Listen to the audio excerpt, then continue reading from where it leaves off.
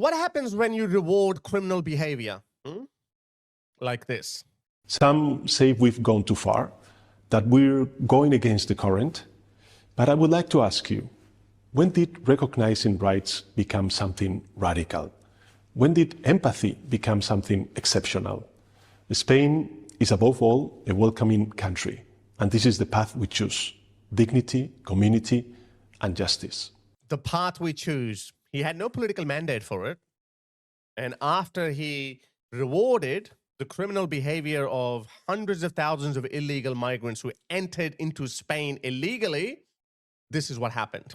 Increíble la situación. According to some estimates, nearly 70,000 illegal migrants poured into Ceuta, Spain. 70,000. And then the same Spanish government said, oh, most of them have gone back. Yeah. This is what Spain looks like after they went back. This is 3 weeks after all those illegal migrants who were welcomed by Pedro Sanchez. This is what they did. But if you thought that this was over, I'm sorry. That's not how the world works. Check this out. This is the fresh invasion of Spain. Tens of thousands of more Moroccans and North Africans and Sub-Saharan Africans are pouring into Spain. Look at this. This is not from early August. This is from a couple of days ago. As was widely reported by many media outlets who were informed by various intelligence organizations that Moroccans and Muslim Sub-Saharan Africans, God knows who's behind them. We don't know. They're planning another invasion because dirty Pedro Sanchez said, this is the path we take. When did recognizing human rights become radical? That's what he did. Look at that. This is a fresh wave of migrants pouring into Spain. Check this out.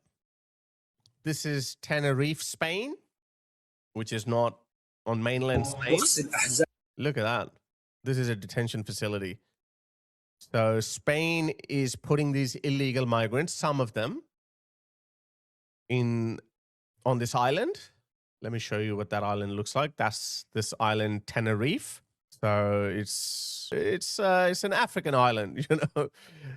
You got to remember, Spain, or the current socialist government of Spain, lectures Israel about colonization. So I don't know, maybe it serves them right. This is where Ceuta is. So it's not on the Spanish mainland. It is on the African continent. And you know what? I don't know. Should Spain be there? Because Spain is at the forefront of leading this war against settler colonialism. What is Spain doing here? No colonization for thee, but it's okay for me. Look at this. These are fresh videos from Spain. This is Ceuta. Look at that. Oh my goodness. This reminds me of that scene from the Brad Pitt movie World War Z. Look at that. Look at that. Where are the Spaniards? Oh, they're hiding in their houses. Because according to Spain's own numbers, close to 12 women have already been raped, including a 10-year-old girl. I played that video yesterday of that mother.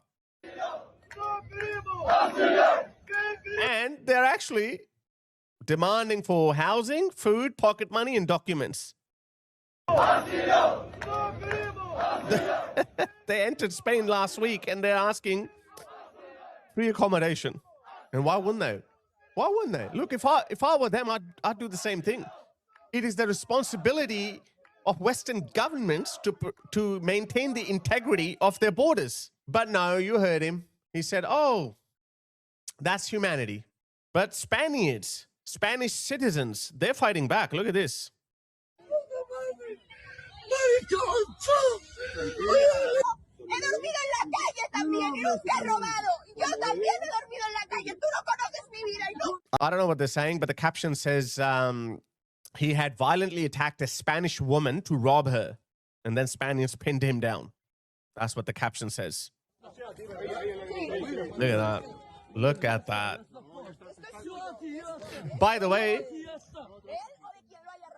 Ceuta has a lot of Spanish Moroccans as well, and they refuse to be part of Morocco because obviously being a Spanish territory comes with a lot of perks. You can go anywhere in Europe. You can have first world facilities. But if you become part of Morocco, then it's another third world country. Obviously, you can hear that Spanish woman crying in the background.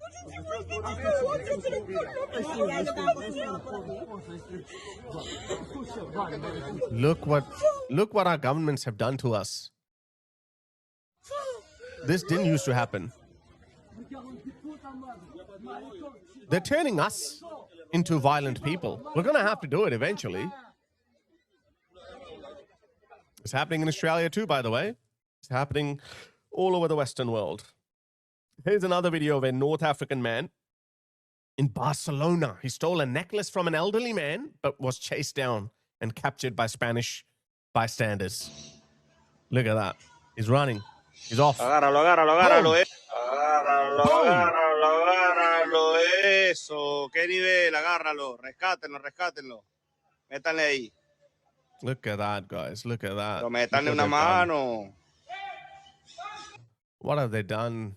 Let me play that video again to you and show you what an idiot this guy is. Some say we've gone too far, that we're going against the current. But I would like to ask you, when did recognizing rights become something radical? When did empathy become something exceptional? Spain is above all a welcoming country, and this is the path we choose: dignity, community, and justice.